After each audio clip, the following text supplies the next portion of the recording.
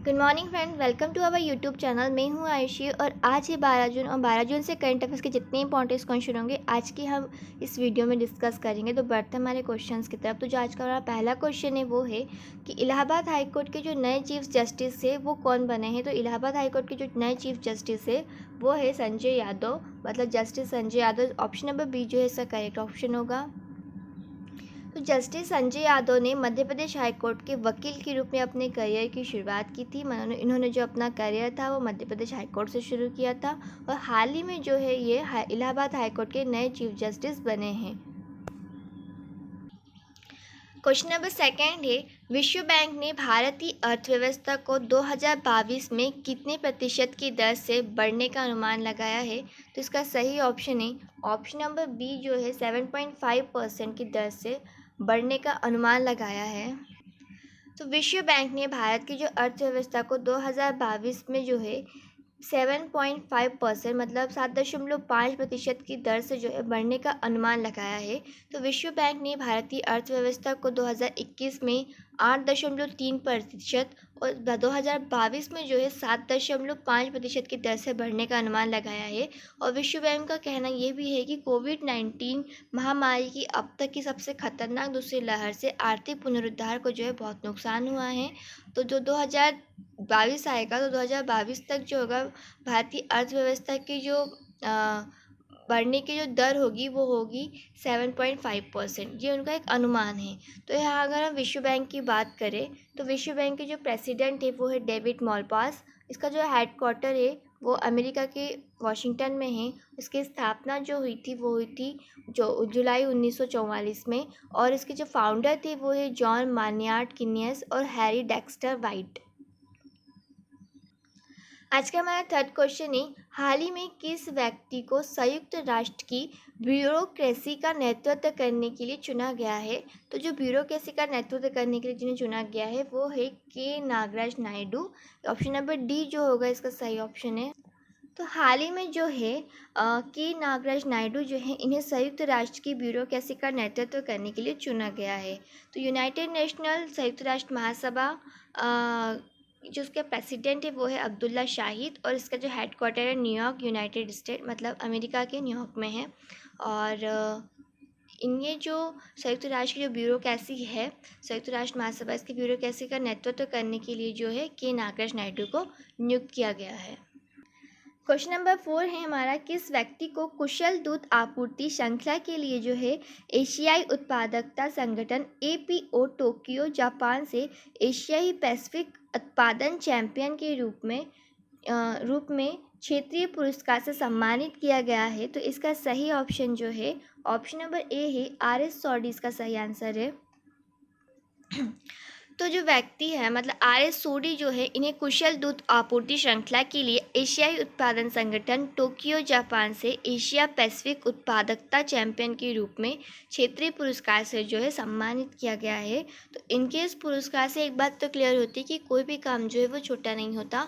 हर अपने काम की एक अपनी वैल्यू होती है, एक अपना मान होता है कि हम ये वर्क कर रहे हैं। तो कोई भी काम जो है छोटा नहीं होता। कहीं से भी शुरुआत करें चाहे वो छोटे से करें या बड़े से, अपने सेल्फ कॉन्फिडेंस के साथ करें।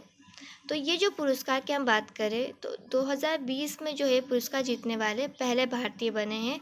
मतलब इनका जो काम है दूध बेचने का, इससे शायद लोग हंसते भी होंगे लेकिन इन्होंने इसी काम से जो है एशिया पैसिफिक उत्पादन चैंपियन के रूप में क्षेत्रीय पुरस्कार से इन्हें जो है सम्मानित किया है।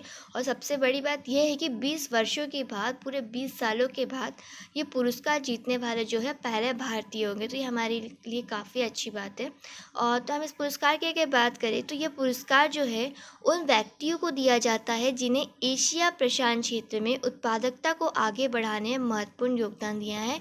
इनके योगदान को देखते हुए ये पुरस्कार इन्हें दिया गया है। और योगदान कहाँ देखा जाता है, जिन्होंने एशिया प्रशांत क्षेत्र में अपने उत्पादकता को आगे बढ़ाने में महत्वपूर्ण योगदान दिया है। तो APO क्षेत्र पुरस्कार जो है मतलब एशियाई उत्पादकता संगठन क्षेत्रीय पुरस्कार जो है यह हर 5 साल में प्रदान किए जाते हैं। और प्रत्येक देश में केवल एक उम्मीदवार होता है जिन्हें इसके लिए नामांकित किया जाता है। मतलब किसी एक उम्मीदवार को जो है इसके लिए नामांकित किया जाता है। एशियाई उत्पादकता संगठन ये हर साल जो है मतलब हर 5 साल में यह पुरस्कार दिया जाता है। तो हर 5 साल में केवल 5 क्षेत्रीय नामांकित व्यक्ति पुरस्कार प्राप्त करते हैं। तो सोडी ने जो है 36 लाख डेयरी किसानों की ओर से इस पुरस्कार को जो है प्राप्त किया है। तो काफ़ी अच्छी बात है, ये इन्होंने प्राप्त किया है। और ये याद रखना है कि ये 20 सालों के बाद पुरस्कार प्राप्त करने वाले जो है पहले भारतीय बने हैं। जो भी चीज़ पहली होती है वो काफ़ी ज़्यादा इम्पोर्टेंट होती है। तो RS सोडी जो है एशियाई पैसिफिक उत्पादकता चैंपियन के रूप में क्षेत्रीय पुरस्कार प्राप्त करने वाले पहले भारतीय बने पूरे 20 सालों में। और ये पुरस्कार जो है हर 5 साल बाद दिया जाता है, तो आप अनुमान लगा सकते हैं। आज का जो क्वेश्चन नंबर 5 है वो है कि हाल ही में किसे फरारी ने अपनी कंपनी का नया CEO नियुक्त किया है। तो इसका सही ऑप्शन है ऑप्शन नंबर डी जो है बेंडेडा विग्ना जो है, इन्हें हाल ही में जो है फरारी ने अपनी कंपनी का नया CEO जो है नियुक्त किया है। तो हाल ही में जो है फरारी ने अपनी कंपनी का नया CEO जो है वो बेनेडेटा विग्ना को नियुक्त किया है। इसके पहले जो थे जॉन एल्केन थे, और इनका जो पद जो अब ले लिया है बेनेडेटा विग्नो ने लिया है। अब ये हाल ही में जो है फरारी के कंपनी के फरारी या फरारी दोनों बोल सकते हैं कि अपने CEO नियुक्त किए गए। अब हम अगर फरारी की बात करें तो उसके जो संस्थापक है वो एजो फरारी है। इनके नाम पर ही इसका नाम रखा गया है फरारी। स्थापना जो है इसकी हुई थी 1947 में हुई थी मारानेलो इटली के मारानेलो में। और इसका जो मुख्यालय है वो इटली के मारानेलो में है, और इसकी स्थापना वहाँ हुई थी 1947 में हुई थी। इस प्रकार का कुछ इसका लोगो है, ये इस टाइप से होता है। ठीक है, तो ये आप याद रखने वाली बात यही है कि अभी जो हाल ही में इसके CEO नियुक्त किए गए वो बेनेडेटा विग्ना है। और अगर इसमें पूछा जाए कि इसका मुख्यालय कहाँ है तो इटली के मार्नोला में है। उसकी स्थापना 1947 में हुई थी, और किसके नाम पे था तो एजो फरारी जो है इसके संस्थापक थे। क्वेश्चन नंबर 6 है कि हाल ही में किस मर्चेंट भुगतान और वित्तीय सेवा प्रदाता ने मल्टी ब्रांड लॉयल्टी प्लेटफॉर्म पे बैंक इंडिया का अधिग्रहण किया है। तो इसका सही आंसर है ऑप्शन नंबर सी जो है भारत पे ने जो है पे बैंक इंडिया का जो है अधिग्रहण कर लिया है। तो हाल ही में जो है भारत पे मर्चेंट भुगतान और वित्तीय सेवा प्रदाता ने मल्टी ब्रांड लॉयल्टी प्लेटफॉर्म जो था पे बैक इंडिया का अधिग्रहण किया है।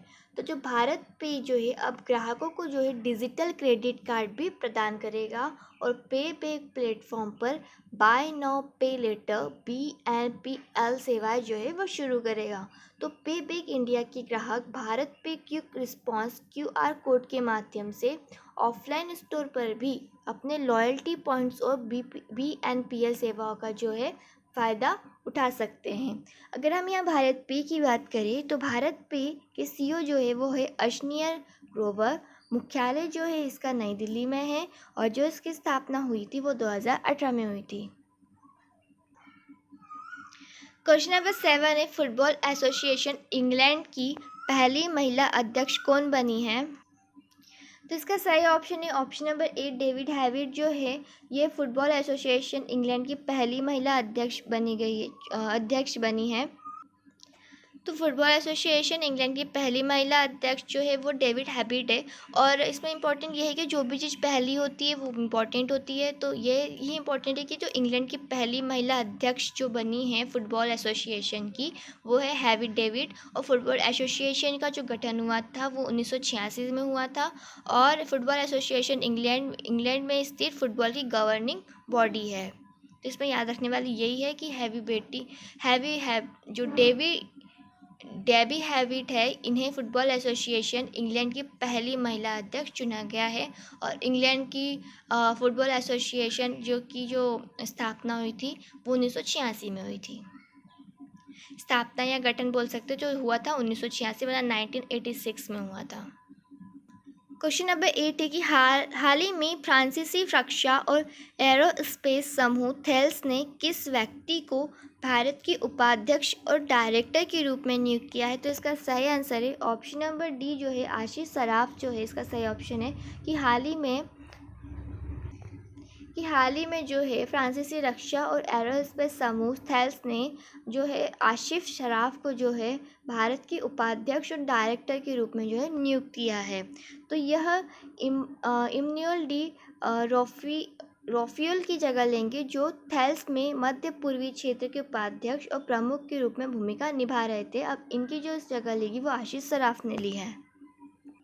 तो यहाँ पे याद रखने वाली बात यह है कि जो थेल्स से building of future we can all trust, इन्होंने जो है भारत के उपाध्यक्ष और डायरेक्टर के रूप में जो है आशीष सराफ को नियुक्त किया है।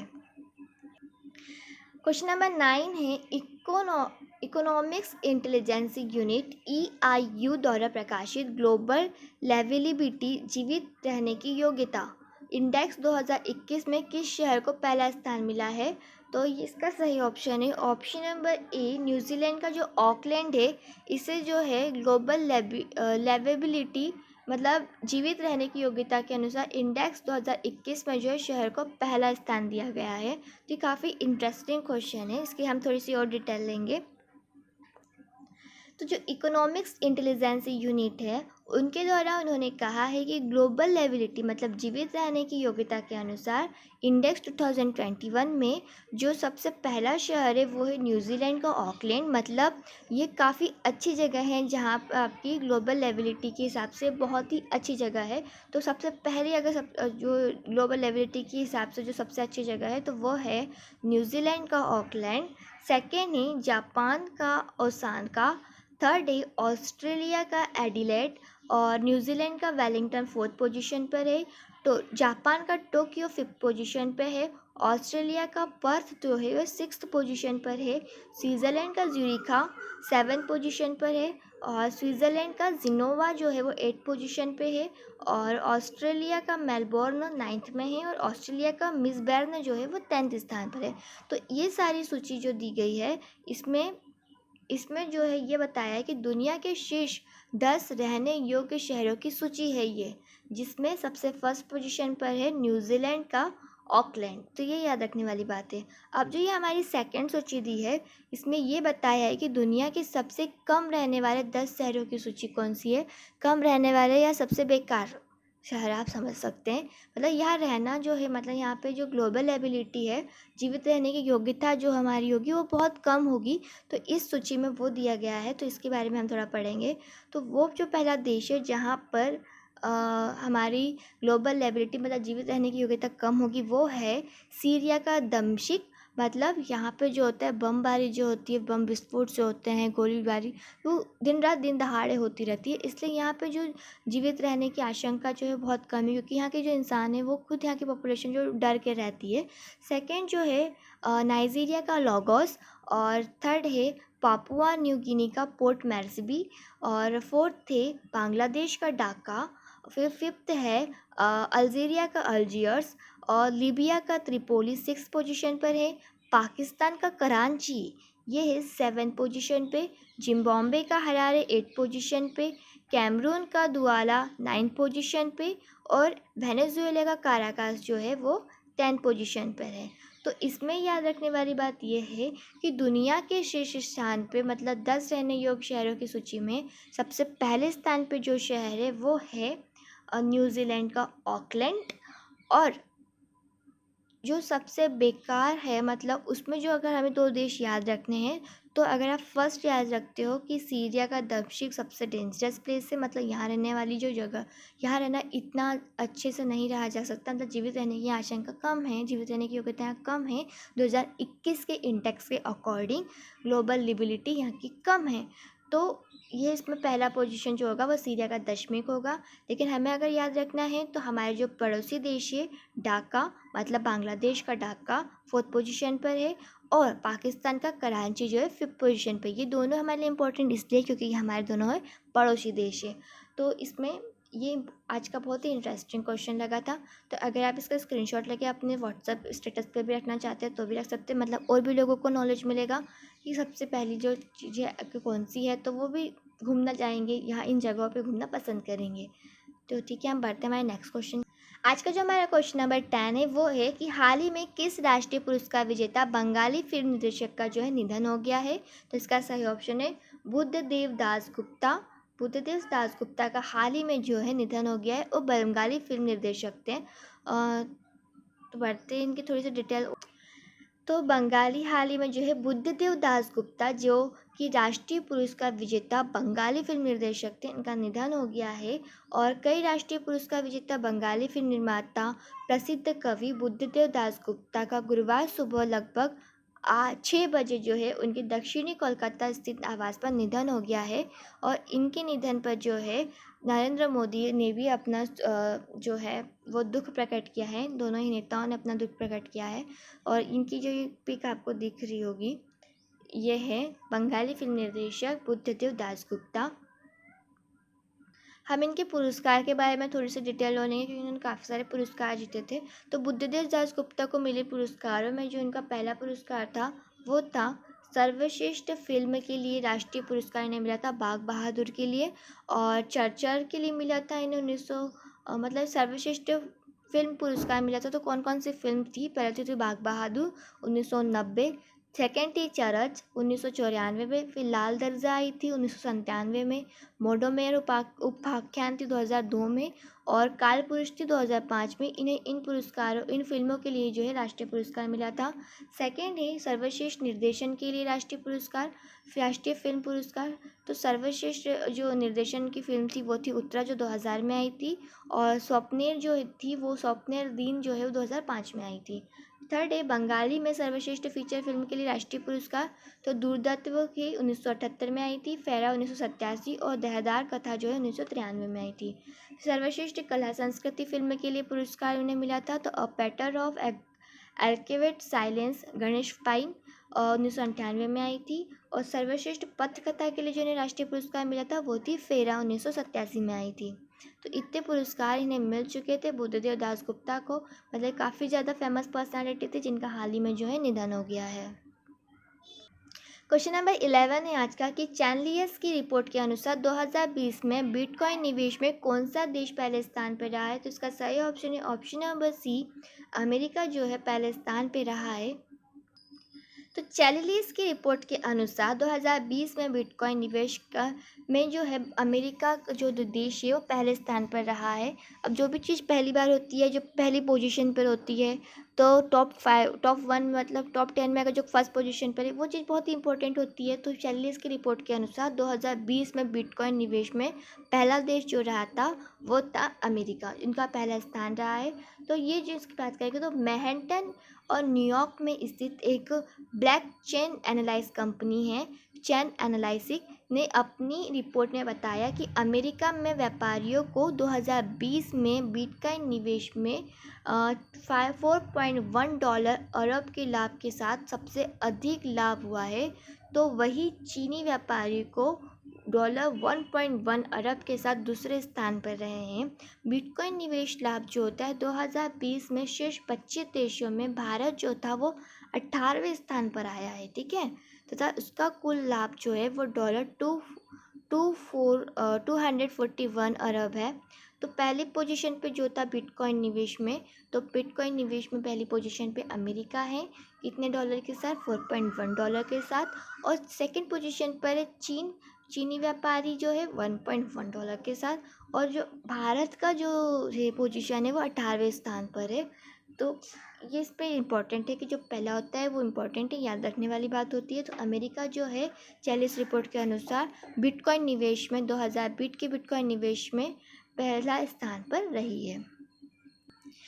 आज का हमारा 12th क्वेश्चन है, इस वीडियो का लास्ट क्वेश्चन है हमारा। अमेरिका के राष्ट्रपति जो बाइडेन ने महामारी को जल्द से जल्द समाप्त करने की हेतु दुनिया भर के सबसे गरीब देशों को फाइजर कोविड-19 वैक्सीन की कितनी मिलियन खुराक देने की घोषणा की है? तो इसका सही आंसर है ऑप्शन नंबर ए है 500 मिलियन खुराक की बात की है इन्होंने। तो अमेरिका के राष्ट्रपति जो बाइडेन ने महामारी को जल्दी से जल्द ख़त्म करने के लिए, जो कोविड-19 महामारी चल रही है, करने के लिए इन्होंने दुनिया भर के सबसे गरीब देशों को, जो कि गरीब देश हैं मतलब जो नहीं ले सकते, उन्हें जो है फाइज़र कोविड-19 वैक्सीन जो है ये 500 मिलियन खुराक देने की जो इन्होंने घोषणा कर दी है। तो अमेरिका ने 2021 के अंत तक 200 मिलियन खुराक और 2022 की पहली छमाही में 300 मिलियन खुराक वितरित करने का लक्ष्य रखा है। मतलब इकट्ठे ये 500 मिलियन की खुराक नहीं देंगे। जो 2021 का अंत आएगा, मतलब जो अपना ये जो साल है एंड होते होते ये लोग 200 खुराक दे देंगे, 200 मिलियन खुराक दे देंगे। उसके बाद 2020 की जो 6 महीने तक होंगी ये 300 मिलियन खुराक की तब वितरित करने का जो उनका लक्ष्य है वो ये पूरा करेंगे। तो ये काफ़ी अच्छी बात है। अगर हम देश सक्षम है, अगर कोई देश सक्षम है और वो गरीब देशों की मदद कर सकता है तो हमें करनी चाहिए। तो ये जो अमेरिका की सोच है बहुत ही अच्छी है। इनके जो राष्ट्रपति बाइडेन ने जो ये निर्णय लिया है, जो घोषणा की है, ये काफ़ी अच्छी है, क्योंकि इससे जो है गरीब देशों में भी कोविड-19 के जो मरीज़ हैं वो कम होंगे और हमें जल्द से जल्द जो है इस लड़ाई, इस महामारी से लड़ना है और देश को इस महामारी से मुक्त करना है। तो इनका जो ये कदम है काफ़ी अच्छा है, क्योंकि जो अमेरिका है काफ़ी शक्तिशाली देशों में से एक है और अगर ये गरीब देशों की मदद कर रहा है तो ये बहुत ही अच्छी बात है। हमें भी ऐसे कदम उठाने चाहिए। तो हमारा अगर आपको ये वीडियो अच्छा लगा है तो प्लीज़ वीडियो को लाइक कीजिए, चैनल को सब्सक्राइब कीजिए और हमारे फ्री पीडीएफ के लिए फ्री पीडीएफ के लिए, करंट अफेयर्स के लिए हमारे टेलीग्राम ग्रुप से जुड़ सकते हैं। तो thank you, have a nice day.